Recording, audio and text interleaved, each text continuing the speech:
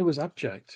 It it was just horrendous. There's no redeeming aspects of it at all. I mean, you know, the sort of coaching performance trope of we'll take the positives from it, we'll move on. There's no positives, there's no moving on. That was absolutely ridiculously horrendous.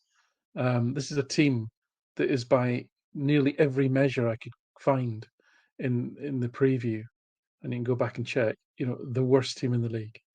Right now, they may well improve, and it may be that Presley's been, it's a new manager. He may well be um, working towards a coherent style of play, etc., and that they may get better from this point onwards. And that could be the thing. This could be the game that spurns them on. But hitherto, based on public data available at that point, they were the worst team in the league, especially with the ball, especially in trying to score goals.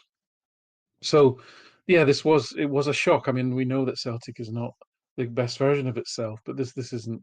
This is possibly the worst version of.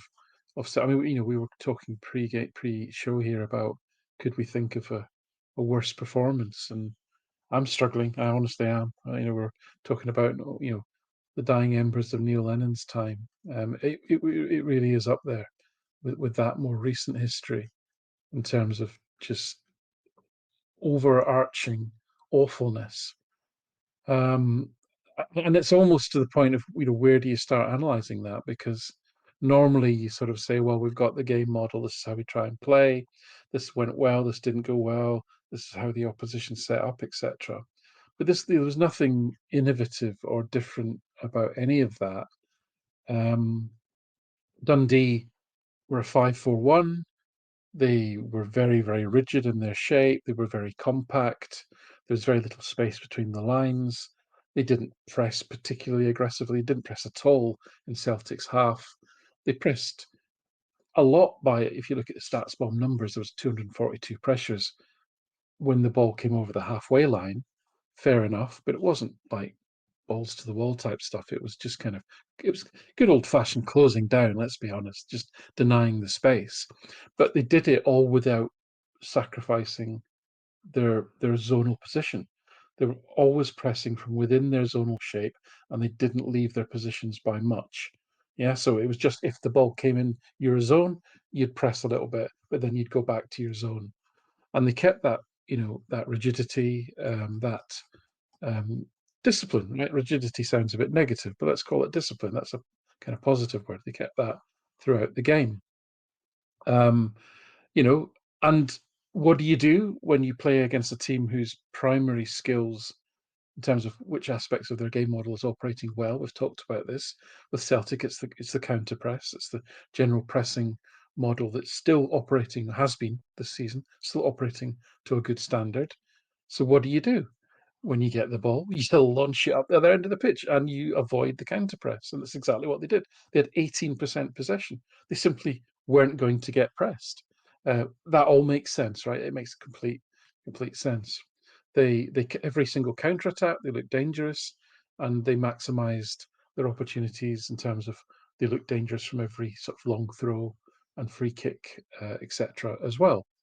This is nothing I've said in any so far is in any way unique, different, or beautiful to how you would sensibly set up against Celtic. So, and Celtic generally win these games quite comfortably, especially against a team that lacks the attacking prowess like Dundee do, because even their star forward Simon Murray, I mean he's 34 now, bless him, and he clearly isn't in peak fitness. I mean he had to kind of hobble off after about 55 minutes, so he didn't even have the excuse of being run ragged by Simon Murray. He wasn't particularly pressing the centre backs that much either.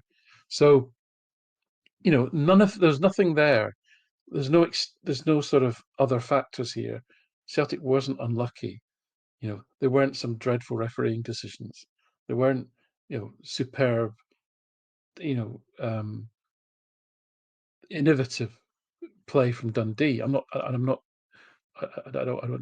don't want to imply that I'm not giving them their due. They absolutely were brilliant at what they did, and they have to be given full credit. They were almost flawless in the way that they played. But then, when you're not putting the opposition under any kind of pressure, then you can look flawless. I mean, they're not working hard just to shuffle. They're literally jogging across the pitch side to side to follow the ball. They're not under any duress whatsoever. The three centre halves never had to leave their station. The goalkeeper had two saves to make. One was a 25-yard shot in the 87th minute. So Celtic were absolutely abject, and I've done a piece on this really for the site today. So that's the sort of long form. I'll cover some of the highlights, lol, of that, because there were certain aspects that were just they were so simple, and I do mean that. I mean, anyone like myself who's coached at a grassroots level, these would be obvious things to a coach at my level.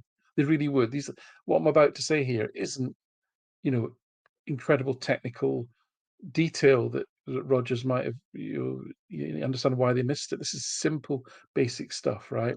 So if we just have a look at the